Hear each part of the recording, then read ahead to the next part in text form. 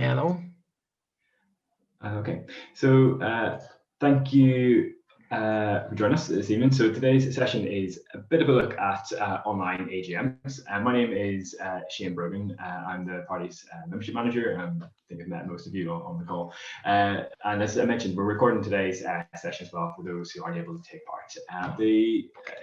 The discussion this evening will cover all branch and party council AGMs, and it's going to give you a little bit of update on the updated guidance that we have put in place over the last few weeks.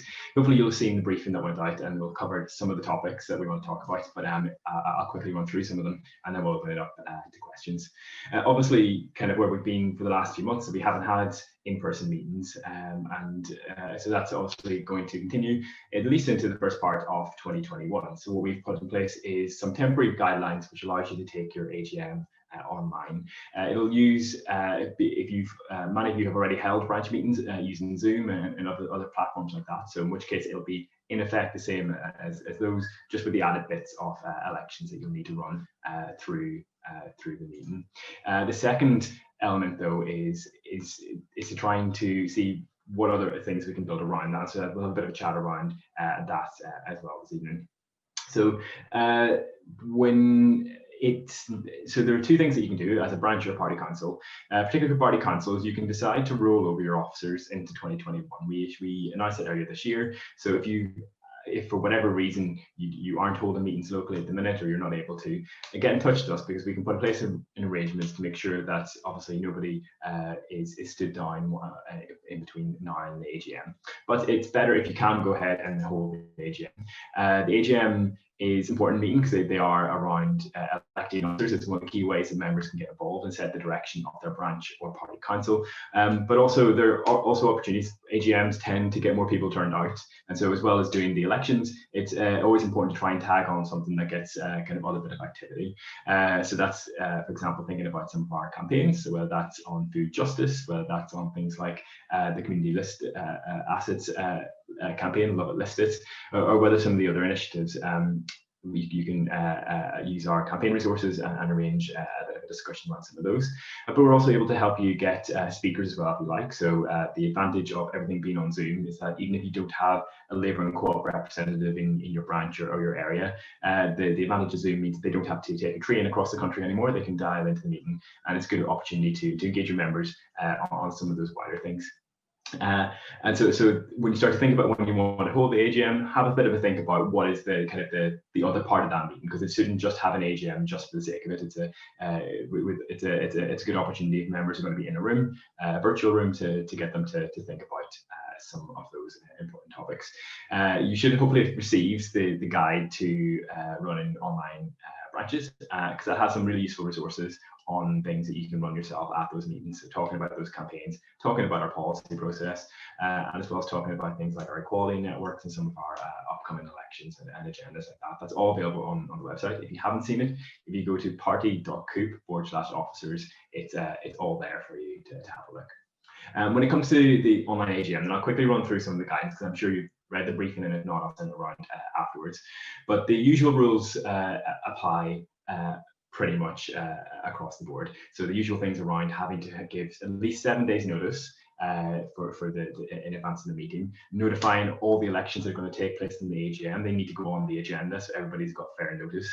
The usual rules around eligibility apply. So only someone who's been a member for at least 3 months is eligible to vote, and you need to have been a member for at least 9 months to put yourself forward for a position, whether that's an officer position or a delegate role. And obviously you should always be up to date with your membership fees.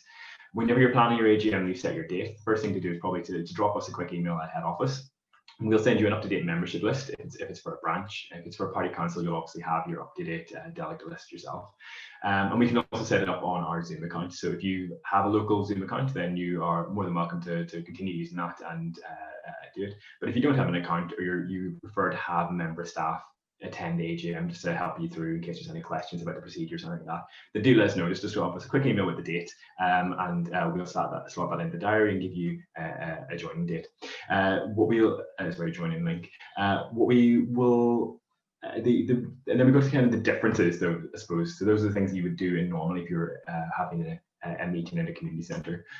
What we need to accept is that, unfortunately, the way we are at the minute is that we can't guarantee that everybody's able to vote, that there are some way, whatever method that we end up doing AGMs, it could prevent some people from joining. In the same way that not everybody would be able to attend a physical AGM in a community hall, whether for access reasons or working reasons.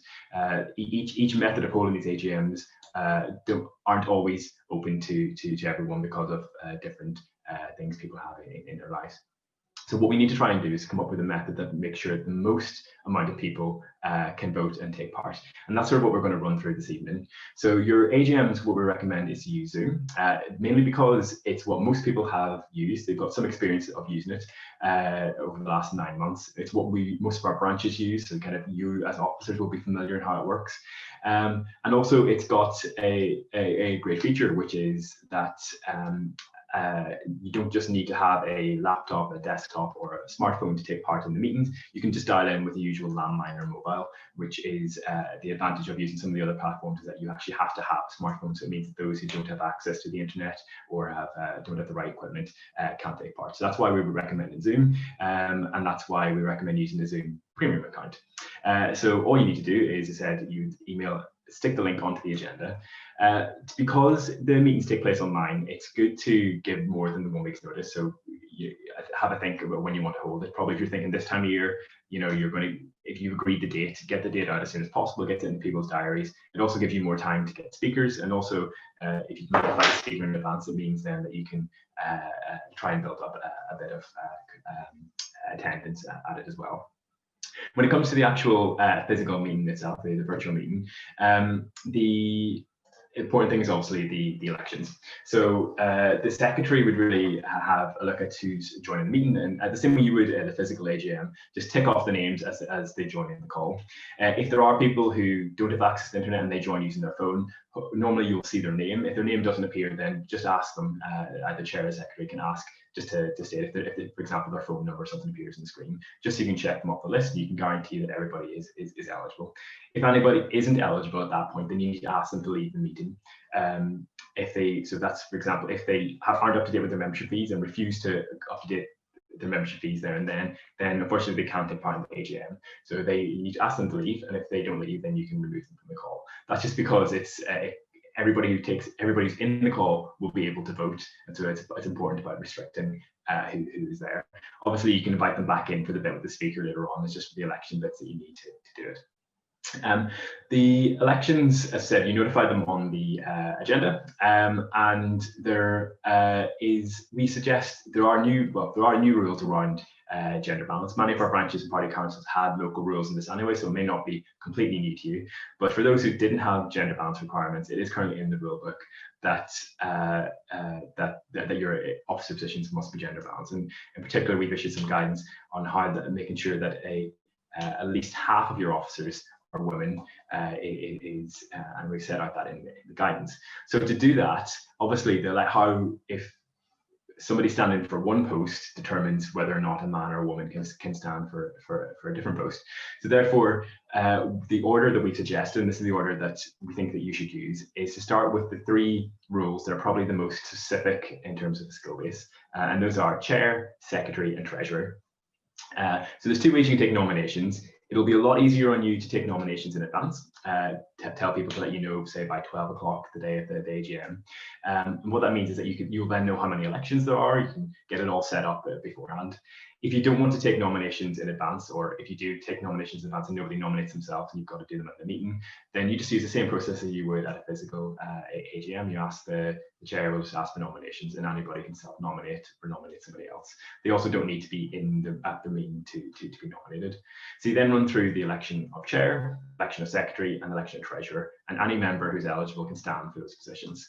The gender balance requirements then come in after that. So if you've, for example, elected 3 men for those positions, then that means that the next 3 positions must all be filled by women. So we suggested that would be your 2 vice chairs, and then you might have a membership officer or a campaigns officer or something like that. Those roles would all have to be filled by women. If you elect, say, 2 men and 1 woman as the first 3, then you can alter it as you go along.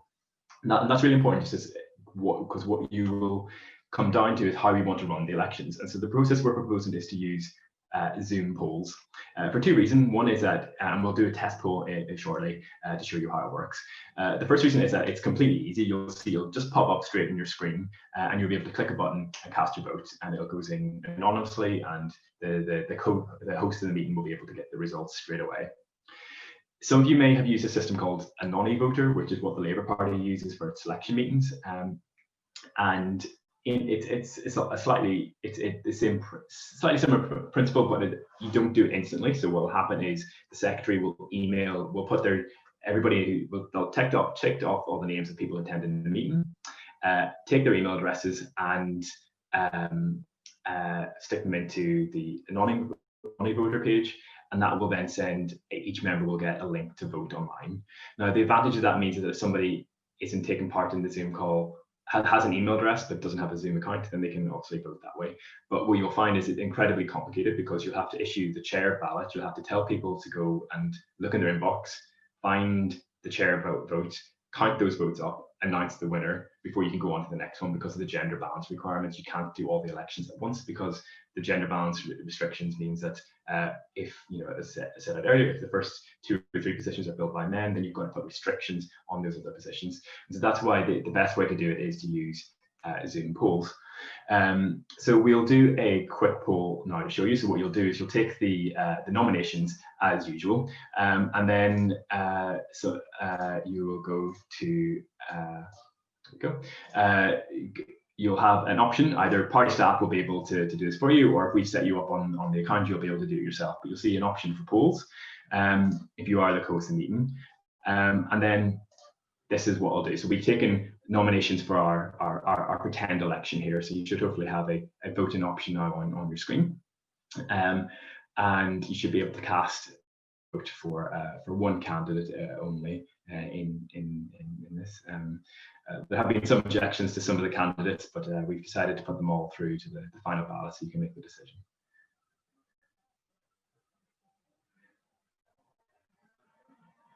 Okay, so I think that might be everybody. So that's in effect how Zoom polling will work. That will we'll just end the poll, we'll close the election there, and I can share the results with you. So you can see that it was a romping victory there for Co-op, and second place for Mutual as well. So the Co-op movement did well entirely from that one, and that's really how simple it is in terms of running those elections. So you can see that was instant, that was straight away, and that means that anybody who joins with a smartphone, a laptop, a tablet, or a desktop computer will be able to cast that vote. The people who won't be able to vote are those are on a landline or just a mobile phone. It's because it's through the app. And as I said at the start, that's unfortunate, but we're sort of in the position where we've got to choose the less bad option. And so at the minute, the less bad option is that those who can join, like you have tonight, through the Zoom app or through a device, will be able to vote. So that covers how we would do those elections for those officers' positions. And as that was so straight away, we now know exactly who has been elected. It means that we can then go through all the other possibilities of in terms of that gender balance, and it really resolves it. And that's sort of, you just can repeat that process for the rest of those positions. If you have a Zoom account, so if you have your own branch or party council Zoom account, all you need to do is, if you go into the where you set up the event page on Zoom, you'll see an option called polls, and you can just start the polls in there. You enter the names of the candidates, and as you see, it's quite easy to run it and to get people to take part. If you set it up on our account, or if you ask the party nationally to get involved, then we'll have somebody on the night who will do that for you. So you'll still take the call for the nominations, but we'll put the polls up and record the results and give those to you at the end of the meeting. Obviously, not all positions are always contested, particularly party councils tend to be quite, based on consensus, and a few of the positions may not be contested, so you'll fly through them. So that's the first option. Where things get slightly complicated is when it comes to delegates, and particularly to CLP delegates, because there are two complications now. One is we've got to elect, in most cases, 5 delegates, and you also have to subject that to gender balance requirements. So it's a lot more complicated to do. So what the advice is that you do is to take nominations on the evening. So you again ask people to put themselves forward. So say we've got Anytown West CLP. We've got 5 delegates to that body. What we need to do is to take those, ask people to nominate. And if we get more than 5 candidates, we'll do an election by email, and that we'll use a non-voter for that. And that's because it's a lot more complex. But as we don't need to announce the results on the night, it's less important because it's a self-contained election. So it doesn't matter who gets elected as a CLP delegate because the requirements are only within that CLP delegate. It's not the same as if, as we said earlier, electing 3 men as your first 3 officers. That impacts on further elections. So you would take the nominations for people who want to be a CLP delegate. If you get more than 5 of them, then we run to a ballot. And I'll explain how that ballot works shortly. But there are gender balance requirements around CLP delegates too. And these have been around for a few years, so you should hopefully be familiar with them. So if you have 5 CLP delegates, then at least 2 of them must be women. And it kind of cascades down. So some branches might, for whatever reason, have fewer than 5, or they might share it with another branch. So for example, if you've got 4 delegates, at least 2 must be women. If you've got 2 delegates, at least 1 must be women. And if you have, if you just for whatever reason have only a single delegate, then that needs to alternate every other year. So every other year it must be a woman. And the other year it can be either a man or a woman. So take an example again of the 5 places, at least 2 of them must be women. So what we need to do is you call for your nominations. The secretary has recorded everybody who's in the meeting, and then once the meeting's closed, the secretary then puts that information into a non-voter, and that will email everybody a link to cast their votes. We normally suggest leave it open until for 24 hours because the CLP delegates ones are less urgent because we're elected into an external body and therefore they don't take up office at the AGM anyway. They've got to wait until it's the Labour Party's AGM before they come into rule. So therefore a delay of 24 hours doesn't cause that much of an issue. When it comes to counting those votes, the process is you take the top 2 placed women, regardless of if there are men above them, then you take the 2 top placed women, they're automatically elected. And then you look at everybody who's left, and the 3 people with the most votes, they are elected regardless of gender. So you must have 2 women, but you can have 5 women. So it's protected around having a minimum number of women elected to that role. So a non-voter, whenever you close the vote, so say you give it 24 hours, it'll give you a list of the results, and it'll have already counted everything up for you. So you just need to go, you and perhaps the secretary and the chair would just have a look and just confirm these are the 2 women who got the most vote, and these are the 3 other people who took the next positions. The one thing we'd say about that CLP delegates is that in a way they are less urgent. Your CLP delegates don't take up office until your CLP AGM. So what you may want to do is you may want to park it. So particularly say if your CLP AGM isn't taking place until later in 2021, you might want to just elect the internal positions first. So your officers and maybe your party council delegates, elect those first, and then revisit the CLP delegates later in 2021 when things might have changed and I might have amended, just because it makes things a little bit simpler. And that's sort of sets out the kind of approach. As you'll see, it's not in some ways it moves away from the previous rules. What we've had to do is to try and come up with the version of doing things temporarily that allows the most amount of members to have a say and to get involved. And that means that not everybody will, but we have hopefully these will mean that the vast majority.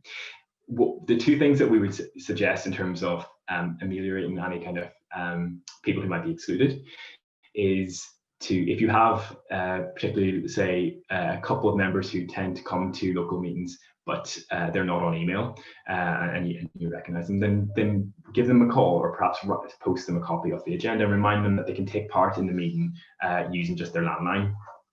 And the second thing would be just on the agenda would be to flag and ask people who have any access requirements to get in touch with you in advance. So there may be people who have a variety of requirements, whatever they might be, because of various different issues. If they can flag with you in advance, then it means we can have a bit of a discussion and make sure that we can account for those on the evening of the AGM, so that we've done everything that we possibly can and made all reasonable adjustments so that everybody can take part in the meeting. that covers everything I was going to run through.